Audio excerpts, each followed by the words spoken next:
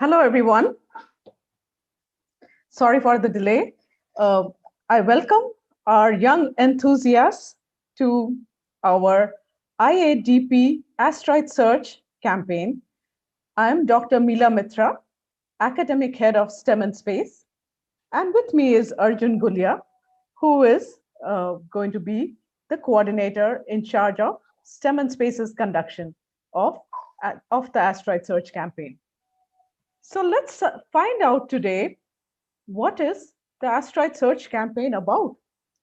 What does it mean? What will students do in this campaign? Why is it important to discover asteroids? So let's find out all about this, and we'll be discussing it from our point of view, why you should join us, what we will be doing. And our campaign is called IADP, International Asteroid Discovery Program. And we will be conducting it in partnership with IASC, International Astronomy Search Collaboration, which is the international body that brings us this project. So again, welcome. Let's discuss what we're going to be doing in this campaign, and we'll be taking questions at the end. So over to you, Arjun. Okay, so thank you very much, Mila ma'am. So hello everyone. So in this webinar, like Mila ma'am said, we are going to tell you what IADP is all about. Right. So I'll be sharing that with the help of a presentation. I'll be telling you what is the need of such a program and what you will gain by participating in it and how you can do it.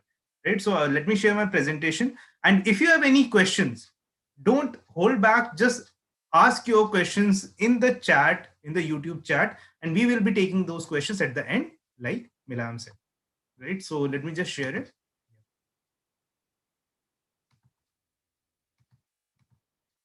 So here we are at the IADP for the hunt for asteroids. So let me first tell you what we will be doing. So to do that, here it says that asteroid search campaign. So as the name suggests, we will be searching asteroids in this campaign. So let's first learn what are these asteroids. So basically, what are the asteroids? Asteroids are the smaller bodies in the solar system, which we call the small rock, and they, just like all the bodies in a solar system, they also orbit the sun. Right? Now the question comes, where are they found? They are mostly found in the inner parts of the solar system. Like in a solar system, we all know that there are 8 planets, the inner rocky planets and the outer gas planets. So it is mostly found in the inner part of the solar system. And because of that, they are sometimes known as the minor planets or planetoids. Right? Now, these, like I told you, these are the rocky bodies which are present, which are just floating around in space in our solar system. So they can be of any shape or any size. They can be as small as a small stone, and they can be as big as, let's say, an entire country. Right? So the biggest asteroid is even bigger than a moon. So that is one of the things. So now coming back to it, yeah. So coming back to it, let's talk about how these asteroids were formed. So to see that, first let's see how our entire solar system was formed, because it is all related. So what happens is that at the beginning of our solar system, when our solar system was forming, we had a giant gases. They just came together and they start pressing each other with a huge amount of gravity. So what happened is that when they kept pressing each other, it kept on getting hotter, and the pressure kept on increasing and increasing. So at the center, nuclear fusion started, and that is when our sun was born. So when our sun was born, entire parts around our solar system, it was still covered in all these dusts and gases. So when it happened, again, there was a very large shock waves. All the gases and dust, they scattered around, and small rocks were formed, or small rocks were left, which were basically constituted all of a solar system. So at that point, no planets were there. So what happened? In billions of years afterwards, these small rocks, they kept on colliding with each other through gravity. And when they kept on colliding with each other, they started becoming bigger and bigger and bigger. So this is how, after a few time, the planets are formed. Now, when these planets are formed, these planets, they kept on attracting smaller rocks towards them. And with that, basically, they kept on clearing their orbit. So, after billions of years after the formation of a sun in our solar system, we had 8 planets with very definite orbit. And these 8 planets have cleared out their orbit so that no more dust is remained in those orbits. But when this all was happening, one thing happened, that one of the planet, Jupiter, got very large. It got so large that it did not allow these rocks which were present between Mars and Jupiter to come together with each other and start and form one another planet. So what happened is that these rocks which are present between Mars and Jupiter, they stayed as the rocks only. And still to this day, they are just roaming around the sun in that orbit in the form of small rocks of all the different sizes. And this rocks, this belt of rocks, we call the asteroid belt. Now, let's talk about where exactly are they located. So these asteroids, no, they are not only located between Mars and Jupiter. They are actually located even beyond that, but mostly between Mars and Jupiter. So when they are located between Mars and Jupiter, we call them asteroid belt. We call these asteroids to be present in the asteroid belt. But when they go beyond that, these asteroids can cross into the orbit of other planets also, right? So we classify them on basis of where exactly are they. So this is actually the image which you see of where are all these found asteroids are there, right? So if I were to tell you how are they classified, so the first type of asteroid we find is between Earth and Jupiter, between Mars and Jupiter, and they are called the MBAs, the main belt asteroids. Apart from that, there are the other one which are called the Trojan asteroids, which because of the size and the gravity of Jupiter are present in the orbit of Jupiter only.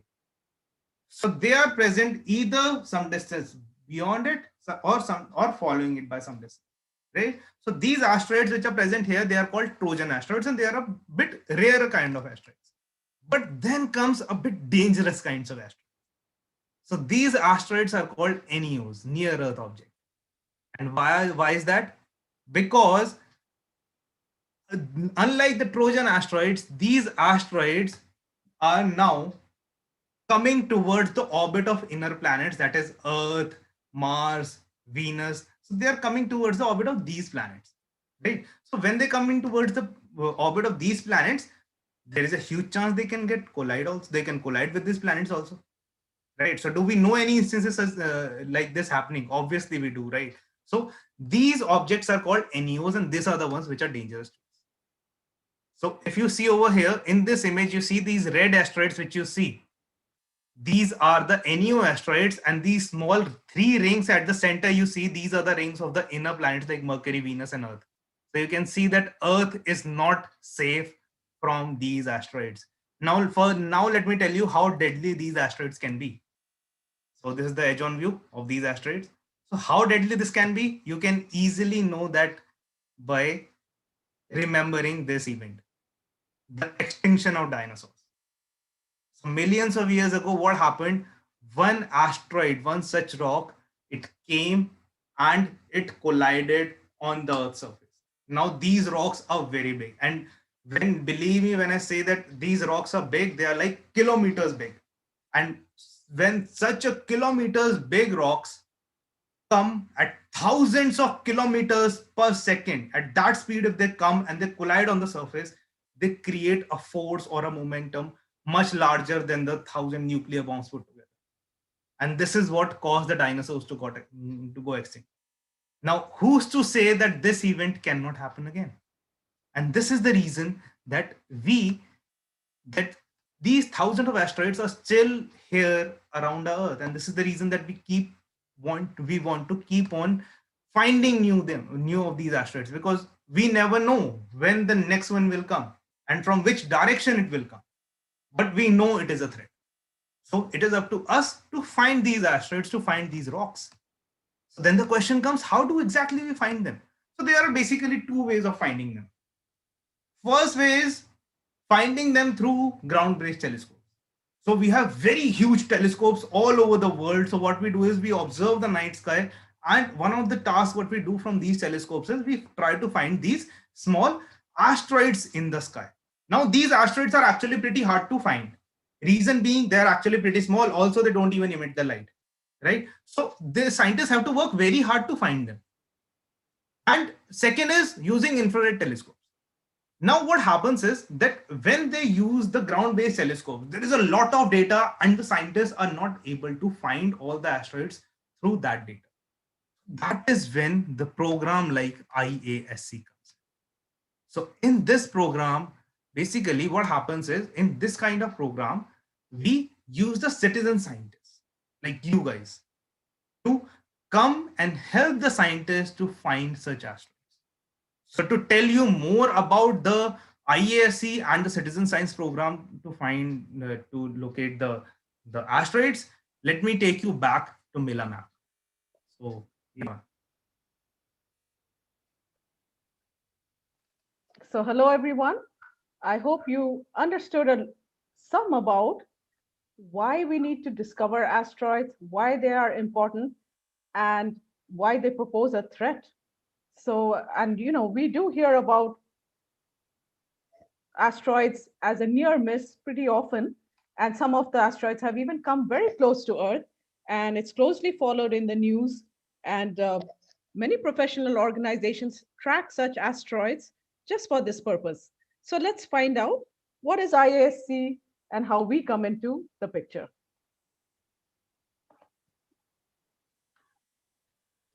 So, yeah, Arjun, just help me share. Yes.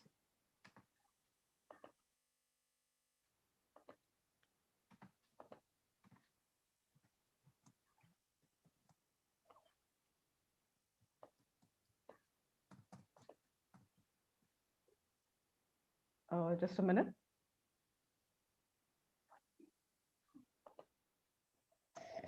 Yes, so you've just been hearing about IASC. We'll find out a bit more. But before that, let me talk to you about what are citizen science projects and how they try to find asteroids. As you know, there are many of the very bright asteroids have already been discovered. But then there are many, many small asteroids that have not been found. And now we have powerful enough telescopes that are tracking them. And but there's a lot of data. So that's where citizen scientists like us, like you all, come in. So let's find out more about how programs are tracking asteroids.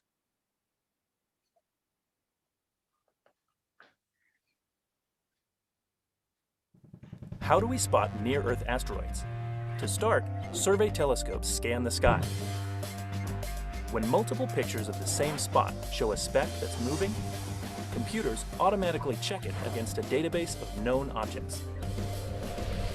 If there's no match, it gets added to a list of objects to confirm. And if it looks like it'll pass very close to us, we give it top priority. Then it's time to call in reinforcements. More astronomers from NASA, other institutions, and even the amateur community submit additional observations. Each new data point helps refine the projected path, and this asteroid is going to fly right on by. All the info will be posted online, so it can continue to be tracked and monitored. Nice work, Planetary Defense Team. Keep watching the skies.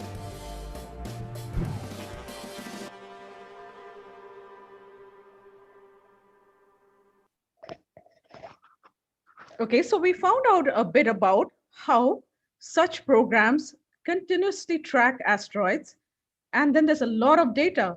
So though some of that data is made available to citizen scientists or students as you, and you get original, unique data that you can look at and try to find asteroids.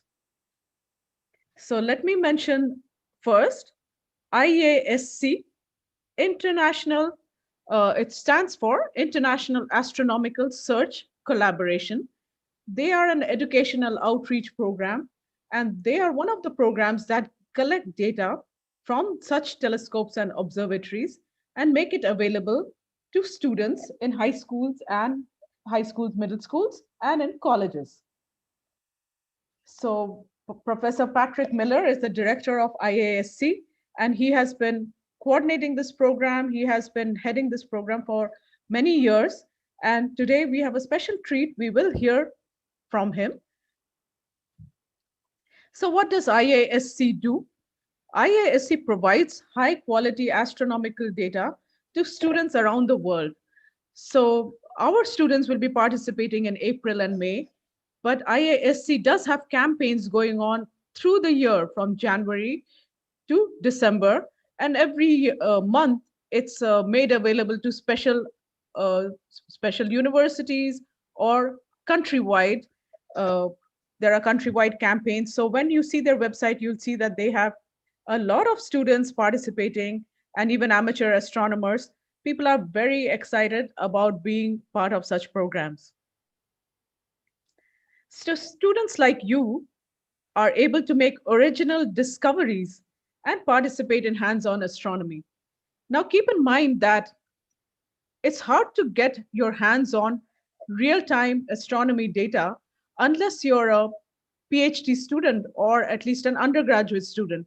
It's very rare that students in schools at the school level get hands-on access to data. Not only that, they will be able to use software, they'll be able to work and do data analysis, and they'll be able to make original astronomy discoveries. So this is real-time science. You will be working on it yourself. You'll be getting data from the telescopes, and each team will get unique data. And again, all thanks to IASC, which brings such programs to us. And we have partnered with them we at STEM&Space are partnering with them to bring you IADP. And we're going to have a large participation in April and May. So let's talk about the observatory. As Arjun sir mentioned, there are observatories that take data, surveys of the sky, and make it available to such campaigns. The observatory that works with IASC to do this is called PanStars Observatory. They are located in Hawaii, in the US. So that's the full name is Panoramic Survey Telescope and Rapid Response System. Okay, so it's a big telescope. It's 1.8 meters. There are two telescopes of 1.8 meters, and they survey the sky for moving objects. And because we have so much better telescopes nowadays, they have a stronger magnification, better field of view, and that is why we are able to discover fainter and fainter asteroids, and that gives the opportunity to all of you to find faint asteroids. Okay, so what do you do in this program? Some of you are already registered with us. Some of you are thinking about joining. So let's find out what we do. Remember, this is a month-long program. We have two campaigns, one in April and one in May. So when you start, the PanStars telescope takes images of the sky. Step 2, the images are sent to citizen scientists or to the students. So each of you, and we do have, by each of you, I mean each team, because we have teams of 2 students. So each team can download an image that they have received from the PanStars telescope. And how they do it is they download it using their team name from a website. So yes, step 3 is download the images. Step 4 is you'll be using software to inspect the images. And don't worry if it looks too much in the photograph I shared. We are going to be giving you the whole understanding in the training program that we do for you. So when you inspect the images, you might find a few spots or few objects that you think are asteroids. So if you do, you go ahead and put them into a report and send it into IASC. So you report all suspected asteroids. And yep, some of them are going to be discoveries. IASC will go through your report and find ones that are really asteroids, and they will be listed as discoveries. Okay, so again, you will be getting data from PanStars through the IASC, and you will be downloading it, using the software, and reporting suspected asteroids. You'll be keeping on repeating this process for every data set that you get. And you will be getting about 15 data sets through the month. So what's the timeline of this campaign? So the campaign will start on April 5th and go on for about a month. And again, start on May 5th and go on about a month.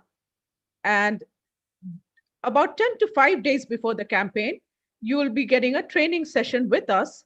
So we will be doing this training online for small groups of students, so we can make sure you install the software and you know how to use it. So that's it. That'll be one main training session, and it'll be the week of March 23rd and 23rd to 28th for the first group, for the April group. And then the campaign will start. Once it starts on April 5th, then we'll do another webinar to introduce you to the interface, because the interface won't be available exactly when we train you. So on April 5th, when the campaign starts and the interface opens up, then the next day we will do a webinar to let you know exactly how you log in, where do you find the data, and how to download it, and how to report it back. So then for a whole month, you'll be working by yourself with our support during the campaign. You'll be downloading data, look at it with your software, and report the suspected asteroids. We will be mentoring and helping you with all technical problems through the whole month. So STEM&Space will be supporting you throughout that whole month. At the end, towards the end of the program, we will be getting announcements of discoveries. And finally, those discoveries also will be narrowed down later to final confirmed discoveries. So I hope you're clear on that. You will be getting one main training session, then one webinar to introduce you to the interface. And remember, IASC will also be sending you messages. So you'll be getting some support from them, as well as continuous support from STEM&Space. Okay, so this is an example of how discoveries look. This is a very bright asteroid. You can see it moving. And this is a very well-known asteroid that was recently passing by our Earth. Okay, so in 2020, which was the first year of IADP, International Asteroid Discovery Program by STEM&Space, we had many participants from around the country. You remember, it's a virtual world now, so we had students from all over India, and we did very well.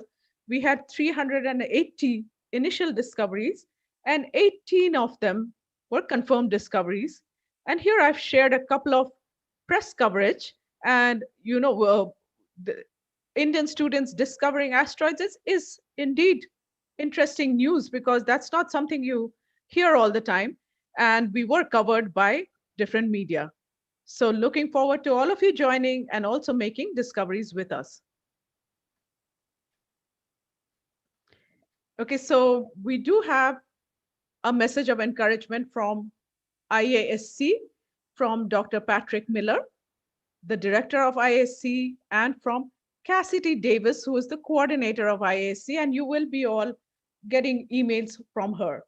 So I'm going to stop sharing and let you listen to this special message of welcome just for our participants of IADP 2021. It's specially recorded for all of you. Yeah. I'm going to share with you. So basically, Dr. Patrick Miller and Cassidy, they shared one message for all the participants. I have with me here today Dr. Patrick Miller, and he's Professor Hardin Simmons University in Texas, and also the director of the IASC program. And also we have Cassidy with us, and she's the coordinator of IASC, and everybody's going to be interacting with her a lot during the program. And I'd also like you to meet Arjun Gulia, the coordinator of IASC on behalf of STEM&Space. So welcome. It's great to have you here today. Well, we're happy to be here. So could I start you off, Patrick, with requesting you to give a few words of welcome to our new participants? Well, we're delighted to have them participate and do asteroid searches. We think that they'll be successful. We think they'll find many asteroids in the main belt between Mars and Jupiter, and we hope they make some discoveries of asteroids closer to Earth, the near-Earth objects. So welcome to Isaac, and we wish you happy hunting. And Cassidy, would you like to share a few words too? The first STEM&Space campaign last year was hugely successful and had a number of provisional discoveries, and we hope to see that again with all the new members, and good luck. Yeah, so Patrick, I have one question. Dr. Miller, I have one question for you. So basically, why do we need to track these asteroids, and how the programs like IASC are important for that? Well, the ones that are really important are the ones that pass near the Earth. Only a small percentage of the asteroids actually pass by Earth, and occasionally we're hit by them.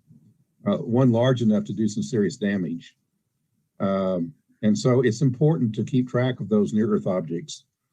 The other asteroids, the ones that we find mainly in Isaac so far, are out in the main belt, what we call the main belt between Mars and Jupiter. And any information we can provide about new asteroids, their orbital paths, their physical characteristics is important to planetary science. So both observing both asteroids near the Earth and out beyond the Earth is an important part of planetary science. Thank you. Thank you. So I have one question for Cassidy also. So Cassidy, can you, in a few words, can you tell us that how does IASC actually work, the campaign? Well, for this campaign, for most of our campaigns, we use images from the PanStars 1 telescope on Haleakala in Hawaii. We get images from them during the dark moon.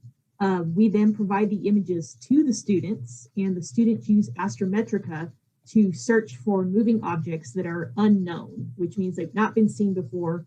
They're not in the MPC orbital database. The students then prepare a report using Astrometrica, and then they submit that on our website. We then look at all the reports as they're coming in.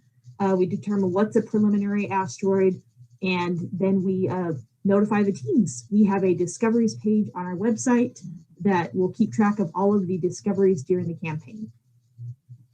Okay, that's great. That's great. Thank you so much. Yeah. So could you tell us a little bit about the PanStars Observatory and how they are connected with this program? PanStars is managed by the University of Hawaii, the Institute for Astronomy at the University of Hawaii.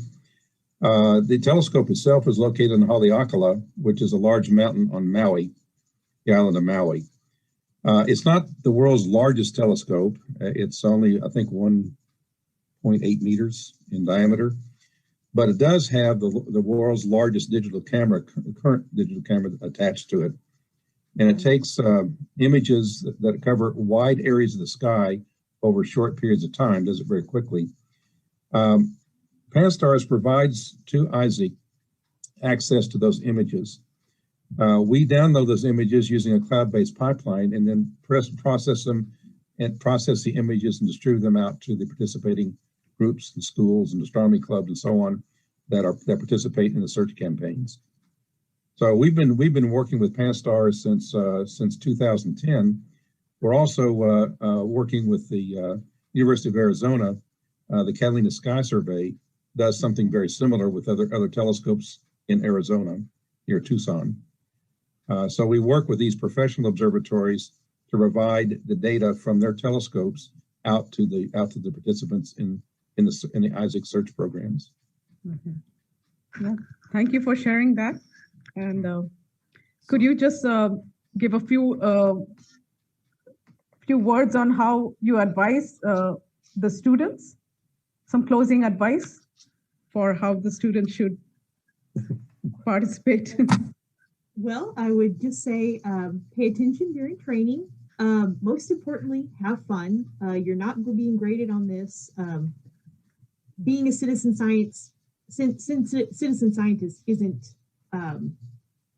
just about the discovery in the end. It's about the journey you get there and how you improve your ability to measure these objects in the future and make meaningful contributions throughout the entire program. It's a collaborative effort.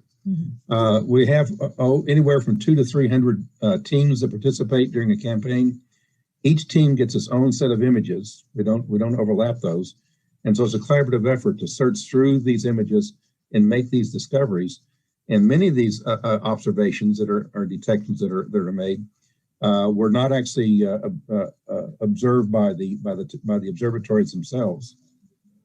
And so the students can find things, the citizen scientists can find things in the images that the professional observatories have missed.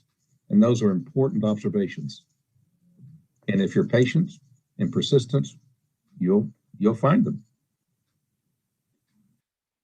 So thank you once again for joining us, and you've made us all, you've encouraged all our students, and we are looking forward to a new year of doing IASC, and we have all the teams getting ready. So thank you, Patrick. Thank you, Cassidy. Good luck. Thank you, Arjun, for hosting this with me. All right. So this was the message from Dr. Patrick Miller and Cassidy Davis. So since they are basically at a different time zone, they can't be with us at this time. So they are kind enough to send a message to you guys through us earlier, right? So now, before we go on, and I tell you that, so right till now, what we have learned is we have learned what are asteroids and how they can be harmful and how do they detect them. So then we learned that the project of IASC and how these projects like IASC are helpful in that detection those asteroids and how you will be helping us. Right now, before we move forward, I'll need you to note some important things before you decide to go ahead with the program, before you decide to register for the program. So first thing is that a laptop or desktop is required. Right, so that is one of the very important conditions over here, that you will only be able to work properly on a laptop or desktop. So make sure that you have that. Second thing is that the software doesn't work on the Apple system, or more precisely the Mac OS. So if you have the Apple laptops, then if you can try to have a Windows partition into it, then you can participate. Or if you have the Windows, then you can participate. But the Mac system, the software that we will be using is not supported on the Mac. That's why we won't be able to work if you have the Mac system with you, right? That is the second thing that you need to know. Third is that please ensure you have a good network connection, even during the training, also while working through on the software throughout the project.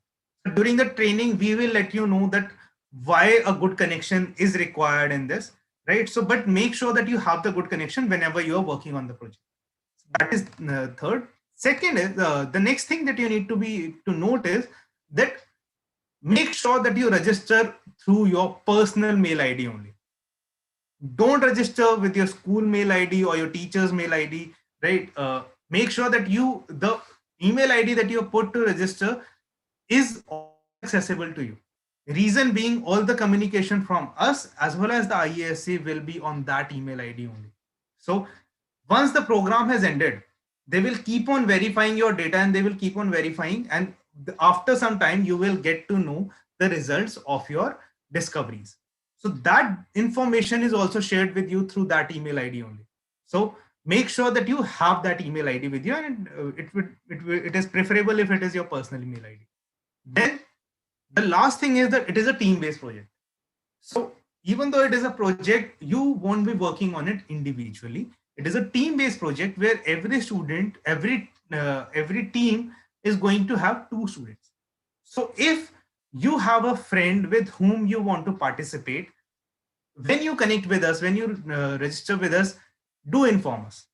That's that okay, so this is the person with whom I want to work on it, and so please make sure that I'm working, that my team, we two are in one team. Or in case you don't have a person with you with whom basically you can work, in that case we will assign you a person with whom you will be working on the project. All right, so these are the few important things we'd like to share with you before you start. And to register, what you need to do, you can contact us at STEM&Space. How you can do it? You can either write to us at this email ID, it's iasc@stemandspace.com, or you can WhatsApp us or call us on this number, 8506 9555554. Right? So just note down the details and you can contact us from any of these two ways, and we will help you with the registration process. Now the important thing is, now the thing is that for our April campaign, most of the seats, most of the students have already registered. So, and in the May, for the May campaign, the students are already registering. So if you want to register, make sure that you contact us at the earliest. That is one thing, right? So this is all. Now, right now, if you have any question, please write it down on the YouTube. We will take your questions and we will answer it right now. All right. So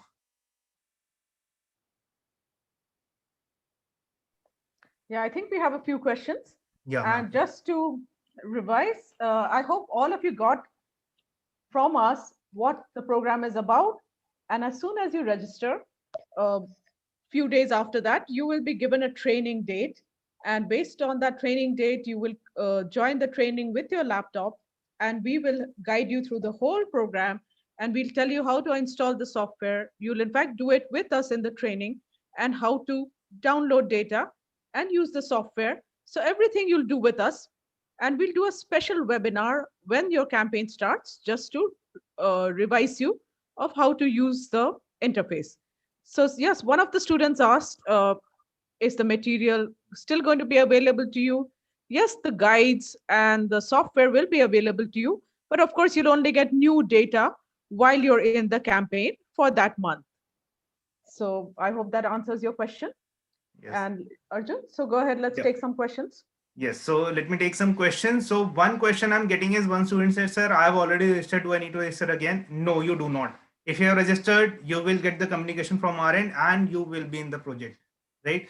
Another question I have is, sir, how do we find it from the home, right? So, or do we need the help of the observatories? So to answer this question, we have already told you that obviously we will be needing the help from the observatories. The observatories are going to provide the actual data from the telescopes. Now, we will be observing those telescopes from our home, and we will be sending them back our findings. So if what we have found is true, they will credit us for the discovery of the asteroid, and this is when you will receive your certificate.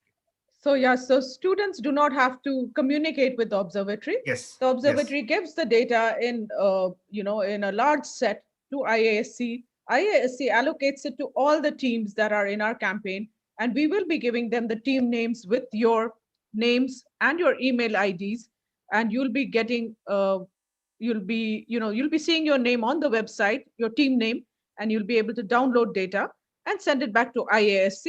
So yes, you never communicate with the observatory directly, but they do give images to IASC for all the teams. Yeah. So one question I'm getting here is, how will we be working as a team? So basically, this is the question that we will be addressing in the training, that basically how this program is going to be, what exactly you need to do, and where the team role will come in. Right. So these are the questions we'll address it once you have been exposed to the system, once you have been exposed to the software, which we will tell you in the training.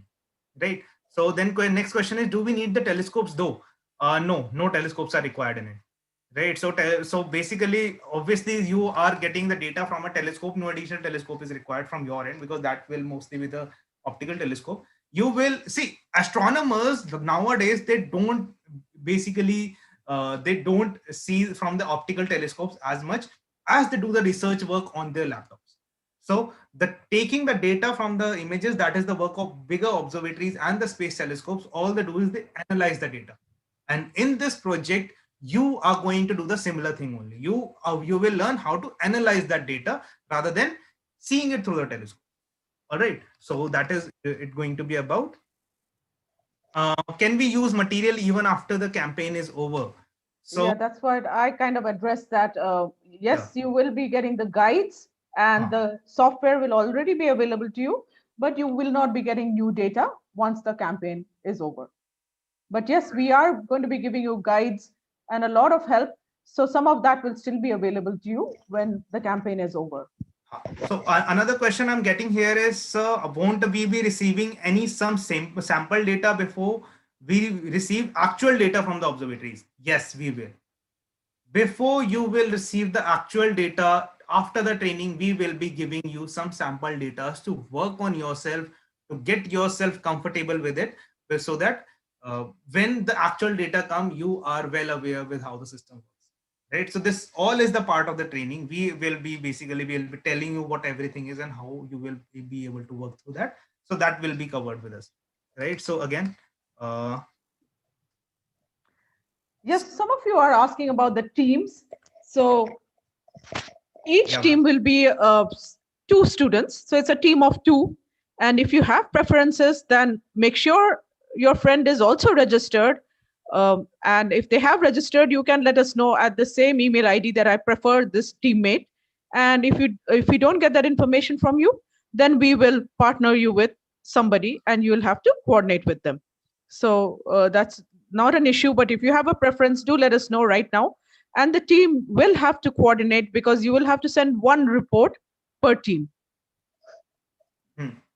Yes. Another question that I want to address here is that how do we know which campaign slot is assigned to us? So once you have registered, after that, we will be sending you a mail. In that mail, we will be telling you that in which campaign you are going to be.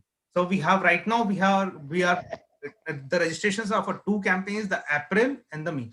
So if you are in the April, your campaign will begin on 5th of April. If you are in the May campaign, it will begin on 5th of May. Right. So this all will be notified to you once we send you. I mean, we may have registered. Some of you may already have registered and not received this information yet. Yes. But that's because we are just waiting to allocate you. It's mainly going to be whoever has already registered. Most of you will be in April campaign, and when the seats there end, we'll start putting you in the May campaign. So none of you are going to be in both campaigns. You're going to be in either April or May, and you will receive the notification soon for the April campaign. As soon as we notify you, then we'll put you on mailing lists and WhatsApp groups. We'll set up your training, and you'll be continuously under our guidance. So we'll be working with you for each step. Yeah. So I'll just address 2 more questions over here. So one question is that if you have found something, where do we have to report? So basically, there is a report to be created. We will tell you the way how to do it and how to submit it. So you'll be creating a report and you will be submitting this all thing. We will be telling you, right? So basically, this webinar is just to tell you that this kind of project is happening and what we will be doing. The specifics, how exactly it will be done, we will be covering it in the training session, which Mila ma'am already told you that it will happen in the last week of March for April campaign, and similarly in the last week of April for May campaign. Now, I would like to address one last thing, which all age groups which all grades can basically participate.